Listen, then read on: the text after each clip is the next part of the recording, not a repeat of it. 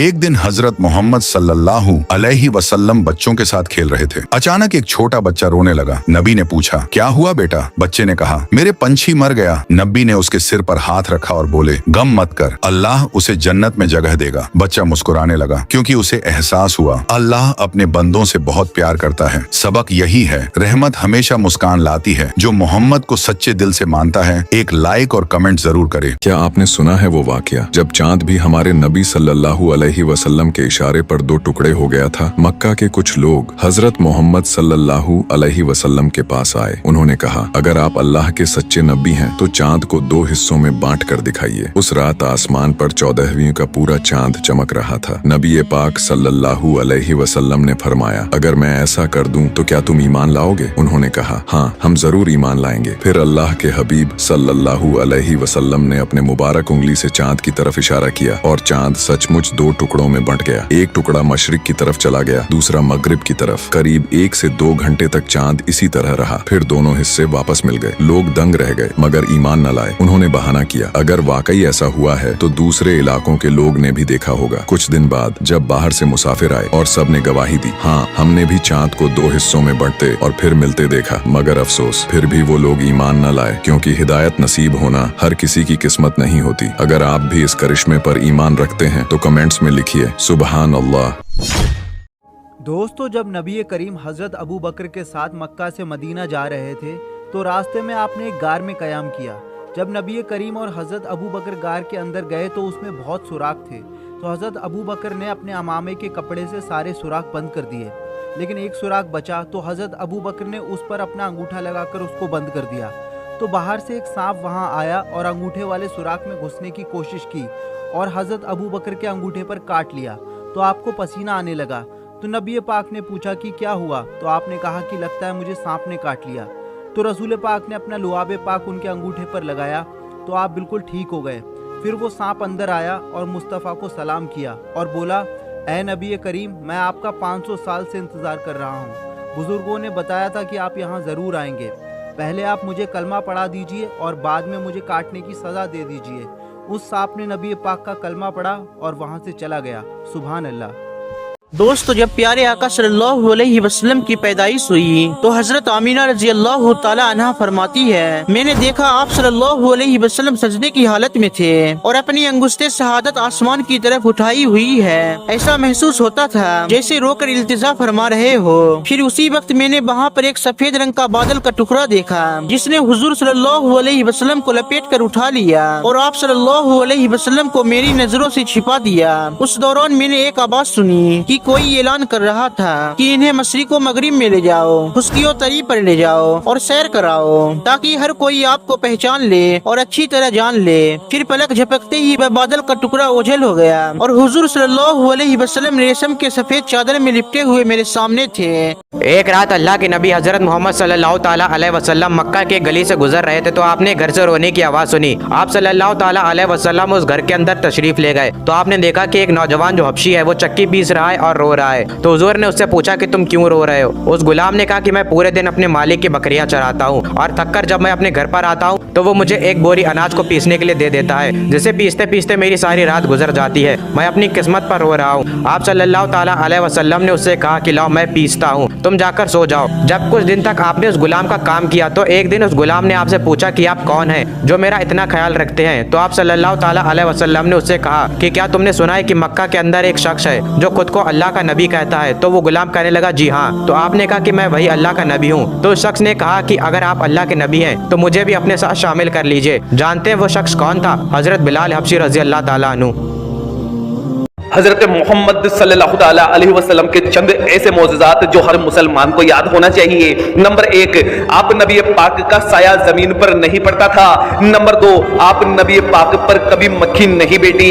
Number 3, आप सल्लल्लाहु ताला अलैहि वसल्लम को कभी जम्हाई नहीं आई। नंबर 4, आप जैसे आगे देखते थे वैसे ही पीछे भी देख सकते थे। नंबर 5, आप जिस जानवर पर सवार हुए वो कभी न बिदकाया न भागा। नंबर 6, आपके पसीने में खुशबू आती थी। नंबर 7, आप जिस पानी में अपना लुआबे दहन डालते वो मीठा हो जाता था। नंबर 8, आप सल्लल्लाहु ताला अलैहि वसल्लम को पहाड़ों और दरख्तों से बातें करते देखा गया था। कमेंट बॉक्स में या रसूल अल्लाह जरूर लिख दीजिएगा। جب حضرت محمد صلی اللہ علیہ وسلم پیدا ہوئے، ان کے والد عبداللہ دنیا سے جا چکے تھے۔ ان کی پرورش امی آمینہ نے کی۔ کچھ وقت بعد انہیں دودھ پلانے کے لیے حلیمہ سعدیہ کے حوالے کیا گیا۔ راستے میں حلیمہ کا اونٹ دھیما تھا، لیکن جیسے ہی محمد صلی اللہ علیہ وسلم کو گود میں لیا، اونٹ تیز چلنے لگا، دودھ بڑھ گیا اور گھر میں برکت آ گئی۔ سب نے کہا، یہ بچہ کوئی عام نہیں، اللہ کا نبی۔ چاچا مجھے آنے دو نا، میں ایک بار کہوں گا اور اوپر والا پانی برسا دے گا۔ یہ سن کر چاچا ابو طالب کچھ کہنے ہی والے تھے۔ اس سے پہلے ہی ان 32 لوگوں میں سے کسی نے یہ بات سن لی اور وہ زور سے کہنے لگا، اے مکہ کے لوگوں، پانی آ گیا۔ تو یہ سن کر سب نے کہا، اے پاگل، پانی کہاں آیا ہے؟ یہاں تو ہم سب گرمی میں مرے جا رہے ہیں، تو بولتا ہے کہ پانی آ گیا ہے۔ تو وہ شخص کہنے لگا، میں نے سنا ہے محمد کہہ رہا ہے کہ میں ایک بار کہوں گا اور پانی آ جائے گا۔ اتنا سنتے ہی وہ لوگ کہنے لگے، اے محمد آ جاؤ، ہاں محمد جلدی آ جاؤ۔ پھر اللہ کے پیارے نبی حضرت محمد صلی اللہ علیہ وسلم کعبہ کے پاس آ گئے اور سب سے کہنے لگے، تم لوگ یہاں پر کیا کر رہے تھے؟ چھوٹے محمد صلی اللہ علیہ وسلم کی پیدائش کے کچھ ہی دنوں بعد مکہ میں ایک پرانی روایت کے مطابق گاؤں کی عورتیں شہر آتی تھیں تاکہ بچوں کو اپنے ساتھ لے جا کر صاف ہوا اور بہتر ماحول میں پالیں۔ اس سال کئی عورتیں آئیں، ہر کوئی چاہتی تھی کہ اسے کسی امیر گھر کا بچہ ملے، لیکن جب انہیں پتا چلا کہ محمد صلی اللہ علیہ وسلم یتیم ہے تو سب نے منہ پھیر لیا، کیونکہ انہیں لگتا تھا یتیم بچے سے کیا ملے گا۔ اسی قافلے میں ایک عورت بھی تھی، بی بی حلیمہ سعدیہ رضی اللہ عنہا۔ ان کا حال سب سے کمزور تھا، سواری کمزور، گھر میں تنگی، دودھ کم اور سفر مشکل۔ جب سب بچوں کو لے کر لوٹنے لگے تو ان کے پاس کوئی بچہ نہیں تھا۔ انہوں نے اپنے شوہر سے کہا، خالی ہاتھ لوٹنا اچھا نہیں لگتا، چلو اسی یتیم بچے کو لے لیتے ہیں۔ اور پھر انہوں نے محمد صلی اللہ علیہ وسلم کو اپنی گود میں لیا۔ جیسے ہی گود میں لیا، حالات بدلنے لگے۔ کمزور اونٹنی تیز چلنے لگی، سوکھی چھاتی میں دودھ اتر آیا، تھکا ہوا جانور چست ہو گیا۔ بی بی حلیمہ حیران تھی، یہ کون سا بچہ ہے جسے گود میں لیتے ہی برکتیں شروع ہو گئیں۔ گھر پہنچی تو بکریاں پیٹ بھر کر لوٹنے لگی، گھر میں رونق آنے لگی، تنگی کم ہونے لگی۔ لوگ پوچھتے تھے، حلیمہ یہ کیا راز ہے؟ وہ مسکرا کر کہتی، میرے گھر ایک بہت مبارک بچہ آیا ہے، مگر کسی کو اندازہ نہیں تھا کہ یہ وہی بچہ ہے جو پوری دنیا کے لیے رحمت بن کر آیا ہے۔ اگر آپ پارٹ 3 چاہتے ہیں تو کمنٹ میں لکھیں صلی اللہ علیہ وسلم، اور ویڈیو کو لائک،